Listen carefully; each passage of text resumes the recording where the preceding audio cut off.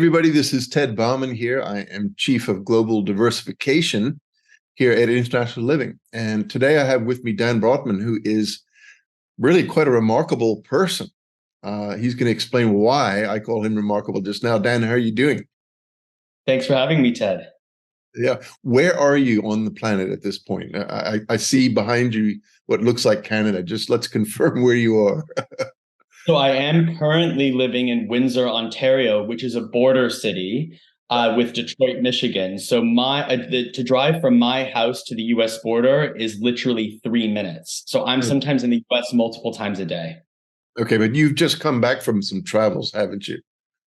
Yeah, so I'm trying to hit 100 countries by the age of 40. So I have a few more years. I'm at number 83 now. I Wow. just came back from Pakistan and Afghanistan. Wow, you're closing in on my 90 plus or so. Well, let's talk about why you're doing this. What made you become such a global traveler? So I was always very interested in the world, and my life really changed when I was 14 years old. I had this fascination with South Africa. I'm originally from Boston. I remember reading about South Africa in the library when I was in elementary school, and there was just something about the country that I really wanted to learn more about. And so I begged my father at the age of 14 to take us on holiday to South Africa just for 1 week. And fell absolutely in love with the country when we got there.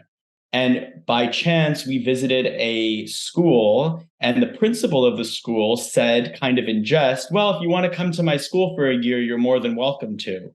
Mm, So I begged my father. I said, please, can I come go to South Africa for a year? And actually, him and my mom allowed me to. So at the age of 14, I moved abroad by myself. I lived with a wow. local family in Cape Town for a year. My accent changed at that time within a matter of months, so no one knew that I was foreign. And I really immersed myself in a foreign culture for the first time. And I would say probably from that moment on, my curiosity for the world just grew. And all I wanted to do was live in the world and see the world. Right. It's interesting. I mean, as you know, I am also originally American and ended up in the same city in Cape Town, which is where I am right now. And I think that's how we kind of connected, isn't it? That we both had that in common. And yes, it is a very, very beautiful country, lots of problems, but it is amazing. And honestly, I wouldn't want to be anywhere else. Now, you went from South Africa to all over the place. You've been spending time in various countries. And what's interesting to me is that you're not just traveling, you're also pursuing passports in various countries. What's your motivation for wanting to acquire citizenship in different parts of the world? Well, I wouldn't say that my moving to different parts of the world is with the intention of acquiring citizenship. What happens is I go and I live in a particular country and I really integrate myself into the society. And once you're a taxpayer and you care about the future of the country, you really want to participate fully in the future of that country. And part of that is voting. Mm, So when I was 18 years old, so just backtracking, I did move back to the US after that incredible year in South Africa. mhm, At the age of 18, I actually immigrated to Israel under the law of return. So mhm, there's a law that says that if you have one Jewish grandparent, you can immigrate to Israel and receive citizenship automatically. mhm, I didn't want to go into tons of debt when I went to university. mhm. It just wasn't something I wanted to do. Some people in the US are paying off debt until they're in their 40s plus. And by immigrating to Israel, I had an opportunity to study for free. Yeah. So that was an incredible period of my life also. I lived in Israel from 18 to almost 22. I Mhm, studied in a foreign language, so I had to go to intensive language school to learn modern Hebrew, especially at an academic level. I mhm. served in the Israeli army, and it was a very formative period of my life. However, there was this lingering feeling in the back of my mind that I just really wanted to go back to South Africa. I really fell in love with the country during that year that I lived there. And I had an opportunity to go back to South Africa for what was meant to be 3 months Mhm. at the end of university. And I graduated university at a time when there weren't many jobs for graduates. So people in the US were moving home with their parents. People really were not getting jobs. And I said to myself, well, I don't want this to be my reality. I don't want to move home. There's got to be something else I can do. So I went to Hmm. South Africa for 3 months to write my undergraduate thesis. And someone made me a job offer, someone that I interviewed as part of the thesis. I was Wow. 23 years old, and I said, you know what? There aren't jobs in the US. It's not a great time to go back right now. I have a really interesting job offer in South Africa. Let's just go with it and see what happens. And I wound up accepting that job offer in Cape Town. I didn't know how long I was going to stay for, and I wound up living in the country for over a decade. Wow. Wow. Wow. What sort of work were you doing here?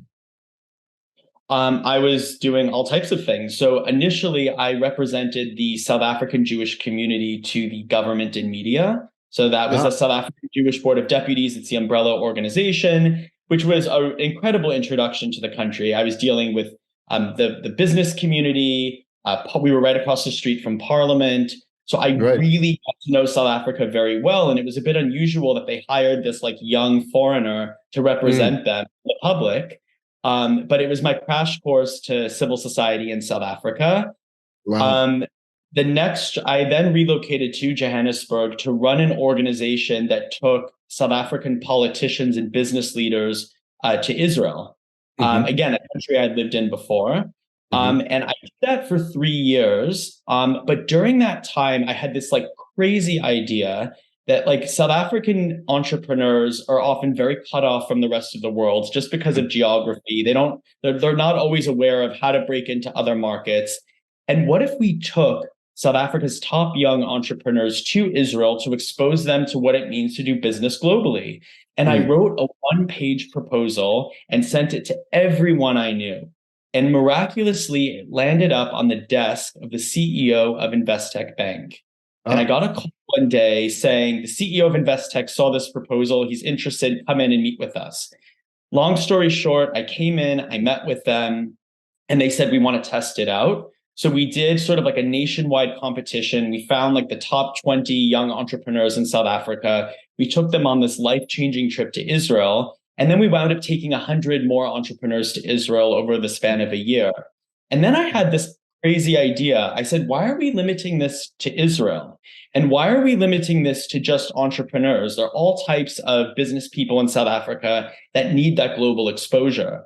So I went back to Investec and said, I want to start a company and I want you to start it with me. And so that's what I wound up doing after the 3 years in that role is I wound up founding a company with Investec called Innovate. We were the only startup to be based within Investec.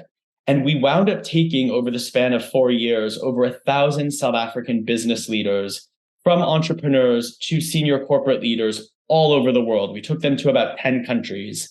wow. Um, I also got involved in other fields in I had other interests that I pursued in South Africa. So, for example, South Africa really wanted to promote investment into the country. So, together with Business Unity South Africa, I organized the first ever young investment roadshow to Silicon Valley.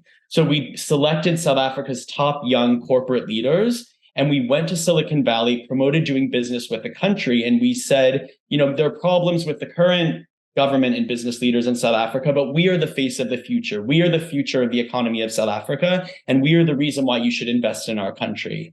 So I'm Wow. very proud of the fact that we did that. I was very Mm. involved in immigration reform in South Africa. Together with Business Unity South Africa, I started a working group where we looked at immigration reform. How do we attract more skills into the country? So overall, I was very, very involved in civil society and in the business community. I did acquire South African citizenship. And again, it wasn't because I wanted the passport per se, but I was so invested in the country that I really wanted to vote. And I think my philosophy is that if you're already living in a country and you're paying taxes, then have 2 feet in. Right. And then in 2020, when the pandemic broke out, I had to close my business. Of course, it was a travel related business.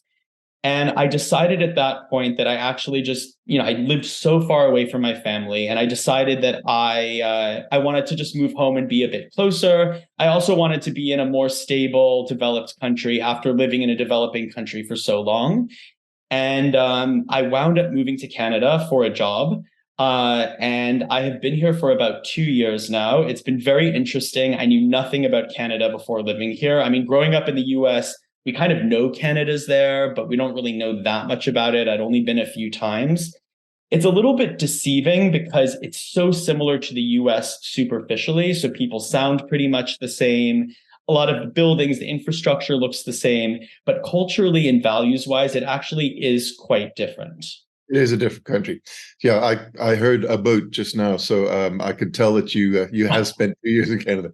All right, so let's get back to the mechanics of this, because I think you're a good example of a global traveler. You're very much like myself, also who spent many years establishing roots in a place, and then said, well, I want to be a citizen here, and became a citizen. Now you're doing that in Canada as well, I understand.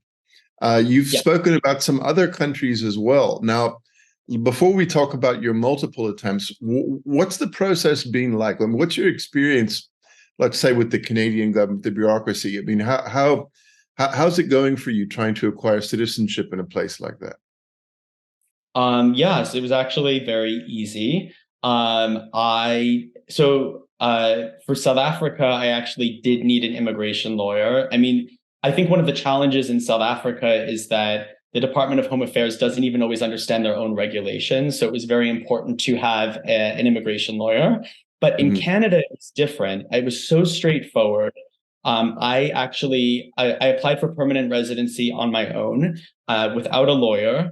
My application was delayed because of COVID, because they received it and everything shut down for like, I don't know, half a year. So it was quite delayed. I wound up getting my PR approved within 8 months. But to get citizenship in Canada, it's actually really quick. Once you're a permanent resident, you only need to reside here for 1,095 days during a 5-year period. So that's essentially, if you never leave the country, 3 years to acquire citizenship. So it's quite quick. And that will be my 4th citizenship. The other citizenship that I am pursuing, and this is not a place I'm going to live in, is actually Romanian citizenship, which is part of the European Union. My great grandparents on both sides are from Romania. And I think there's so many advantages. I mean, I'm only 36 years old. There's so many advantages to being able to live and work in Europe. And it's an experience I've always wanted to have. So that's also something I've been working on. When I started to work on that project, I didn't even know my family's original last name. But through digitized archives, and also just reaching out to random people who actually had my family's documents, people I didn't even know, I was able to get everything I needed. And there is a very high likelihood that I will be applying for Romanian citizenship this summer, which would be my 5th. But again, that's the only citizenship of a country that I haven't lived in. The other citizenships I simply acquired because I was really invested in the countries that I was living in, and I wanted to fully participate in society. Right. Nevertheless, that is quite remarkable. I mean, if you were to end up carrying 5 passports, that's almost like a James Bond level.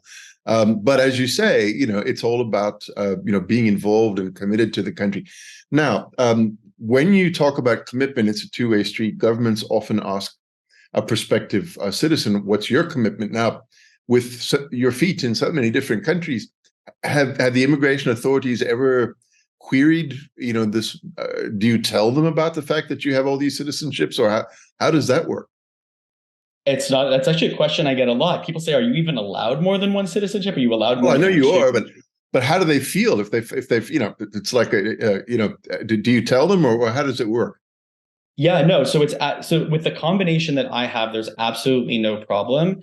Right. The US allows unlimited citizenships, not an issue. Israel is exactly the same. With South Africa, I actually, because I know I'm applying for Canadian citizenship next year, I just had to basically submit a form to the South African consulate informing them that I intend on applying for Canadian citizenship. And they gave me a letter saying that the government consents to me acquiring Canadian citizenship and I won't lose my South African citizenship.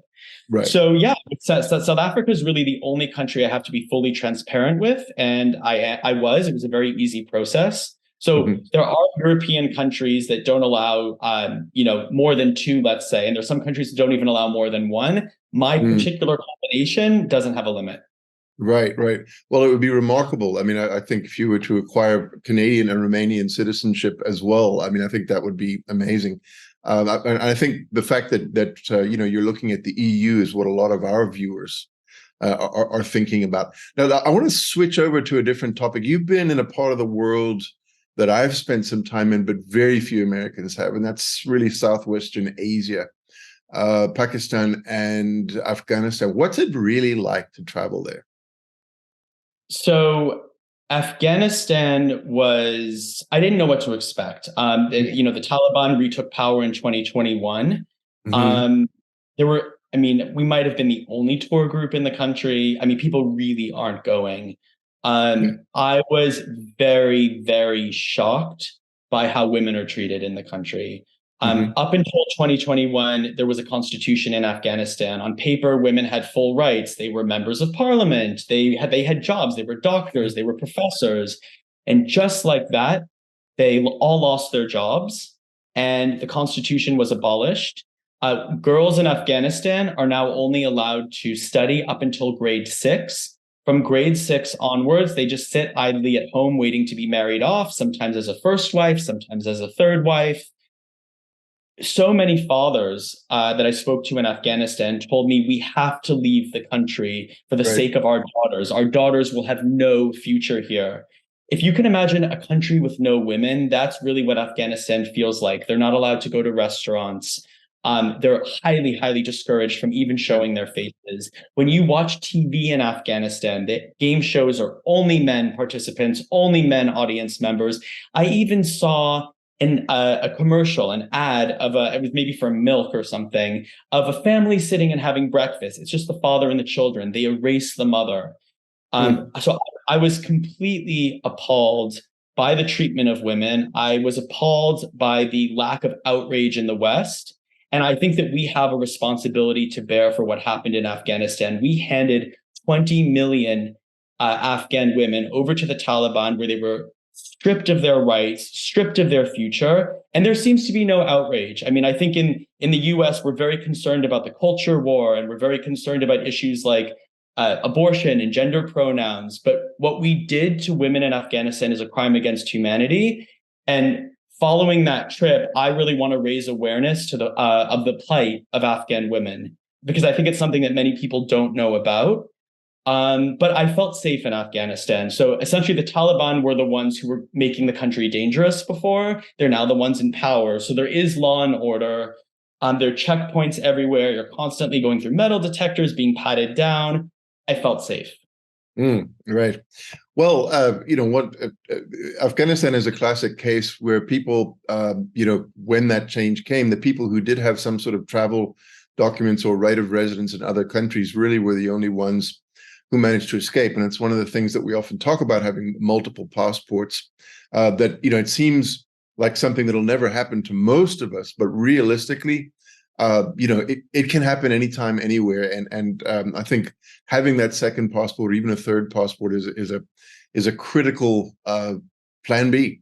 Now, any other countries on your radar for citizenship, or is 5 enough for you? Do you think?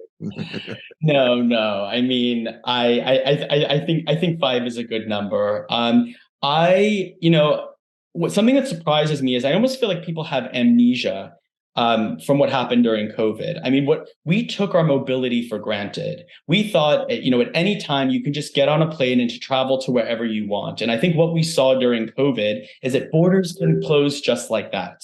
Yeah, Borders can yeah, close, and the only people that are allowed in and out of countries are citizens or permanent residents of those countries. So correct. I lived in South Africa during the pandemic when the borders were shut. If you were only South African, you could not leave the country. The situation in South Africa was not great during COVID. There's Crime spiked. lockdowns, big lockdowns. Yeah, It was terrible, and there was a lot of desperation. The government wasn't able, because it's in a developing country, they weren't able to help people in the same way that richer countries were. And if I wanted to leave because I had other citizenships, I could. When the US-Canada border was closed, again, I live in a border city, and I was able to cross the border. Regular Canadians weren't, because I had multiple citizenships. I was able to use my US citizenship to cross the border and get vaccinated months before Canadians. I avoided and I've used immigration, as I said, to study abroad so I didn't have to go into lots of debt, to pursue career opportunities during times of global financial turmoil. Why would you ever want all your eggs in one basket? If you were investing money, would you put all of your money into stocks for just one company? You would want to diversify your risk. And I think also something that people don't think enough about is climate change. There's so many countries now that are just not climate resistant, and we don't really feel the effects yet. How confident are you that in 30, 40 years, the country you're living in is going to be a good place to live in from a climate perspective? As soon as places become more and more uncomfortable to live in, people are going to be clamoring to immigrate to places that are good to live in.